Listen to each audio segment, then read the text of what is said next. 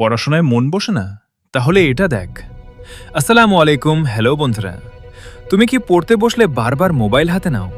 বই খুললে কি ঘুম পায়? যদি এমন হয় তাহলে আজকের ভিডিওটি তোমার জন্য।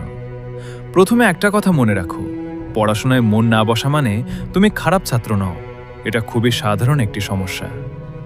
টিপস 1, 5 মিনিট নিয়ম। নিজেকে বলো, আমি শুধু 5 মিনিট পড়ব। অনেক সময় শুরু করাটাই সবচেয়ে কঠিন কাজ। 5 মিনিট পর দেখবে পড়া চালিয়ে যেতে ইচ্ছে করছে। টিপস 2, মোবাইল দূরে রাখো। পড়ার সময় মোবাইল সাইলেন্ট করে দূরে রাখো। একটি নোটিফিকেশনও তোমার মনোযোগ নষ্ট করতে পারে। টিপস 3, ছোট লক্ষ্য নির্ধারণ করো। আজ পুরো বই শেষ করব না বলে বলো, আজ 3 পৃষ্ঠা পড়ব বা একটি অধ্যায় শেষ করব। টিপস 4, নির্দিষ্ট সময় ঠিক করো।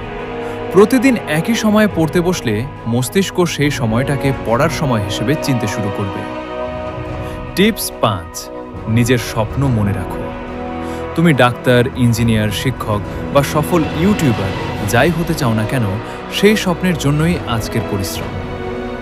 বন্ধুরা, সফল মানুষরা সবসময় মোটিভেটেড থাকে না, তারা নিয়ম মেনে কাজ করে। তাই মন না চাইলেও প্রতিদিন একটু করে এগিয়ে যাও। আজ থেকে 5 মিনিট নিয়ম শুরু করো এবং দেখো কি পরিবর্তন আসে। ভিডিওটি ভালো লাগলে লাইক, শেয়ার এবং সাবস্ক্রাইব করতে ভুলবে না। ধন্যবাদ।